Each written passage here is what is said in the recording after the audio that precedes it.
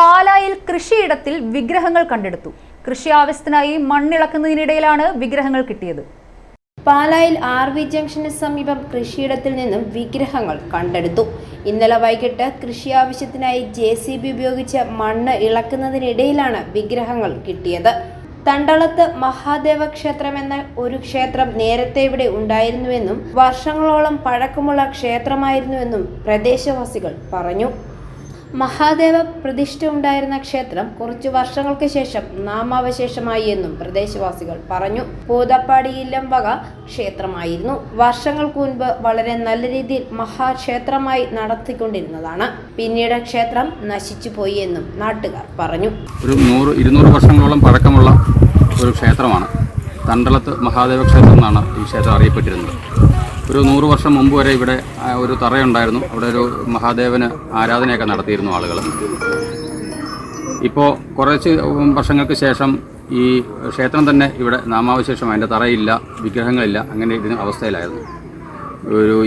ഇന്നലെ ഇവിടെ JCBക്ക് കപ്പയ്ക്ക് വേണ്ടിയിട്ട് ഉടലെടുത്തപ്പോഴാണ് ഈ വിഗ്രഹം നമുക്ക് കിട്ടിയത്. ഇവിടെയുള്ള എല്ലാവർക്കും, സമീപ പ്രദേശത്തുള്ള എല്ലാവർക്കും ഇങ്ങനൊരു ക്ഷേത്രം ഉണ്ടായിരുന്നതായിട്ട് അറിയാം. ഇതിന് ചുറ്റും ഇത് കൂത്താപ്പാടി ഇല്ലം വക ക്ഷേത്രമായിരുന്നു. വർഷങ്ങൾക്ക് മുമ്പ് ഇത് വളരെ നല്ല രീതിയിൽ വളരെ ഒരു മഹാക്ഷേത്രമായി ഉണ്ടായിരുന്ന ക്ഷേത്രം എല്ലാവരുടെയും അവഗണന കൊണ്ട്, എന്നുവെച്ചാൽ നമ്മുടെ കൂടെയുള്ള ആളുകളുടെ ഇല്ലക്കാരുടെയൊക്കെ അവഗണന കൊണ്ട് ഈ ക്ഷേത്രം നശിച്ചുപോയി. ഈ ക്ഷേത്രത്തിന് ചുറ്റുമുള്ള സ്ഥലങ്ങൾ ഓരോ കുടുംബങ്ങൾ പാട്ടത്തിനെടുത്തിരിക്കുമായിരുന്നു. ഈ ഇല്ലക്കാരും പോയി ക്ഷേത്രവും നശിച്ചപ്പോൾ ഈ മറ്റ് പാട്ടത്തിനെടുത്ത കുടുംബങ്ങൾ ഈ ക്ഷേത്രഭൂമി കയ്യേറി അവരിവിടെ മറ്റ് കൃഷികളൊക്കെ ചെയ്യുമായിരുന്നു. അവരാണ് ഈ ക്ഷേത്രം നശിപ്പിച്ചത്. പിന്നെ ഈ ക്ഷേത്രത്തിലെ വിഗ്രഹങ്ങൾ, ഇപ്പോൾ അവിടെ കാണുന്ന ശിവലിംഗമാണ്. അത് 2 കേടുപാട് പറ്റിയിട്ടുണ്ട്, അത് 2ആയിട്ട് പൊട്ടിയിട്ടുണ്ട്.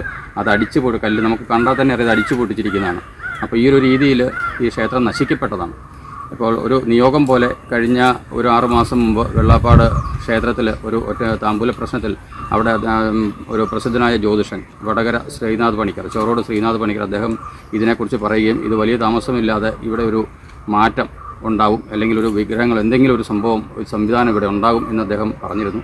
അതുകൊണ്ട് ഞങ്ങൾ അതിനെ ഇതിൽ ഞങ്ങളിങ്ങനെ വളരെ ശ്രദ്ധിച്ചാണ് ഇരുന്നത്. അപ്പോൾ ഇന്നലെ ഇവിടെ കപ്പയ്ക്ക് JCB കൊണ്ട് പണിതപ്പോഴാണ് ഇവിടെ സമീപവാസികൾ വിളിച്ചു പറഞ്ഞു. സമീപവാസികളുള്ള ക്രിസ്ത്യൻ സഹോദരങ്ങളാണ് വിളിച്ചു പറഞ്ഞത്, ഇവിടെ ഇങ്ങനെ വിഗ്രഹം കണ്ടു, നിങ്ങൾ വരണമെന്നും പറഞ്ഞു. അങ്ങനെയാണ് ഞങ്ങളിവിടെ എത്തിയത്. ഞങ്ങളിവിടെ എത്തി ഒരു വിളക്കൊക്കെ വെച്ചു.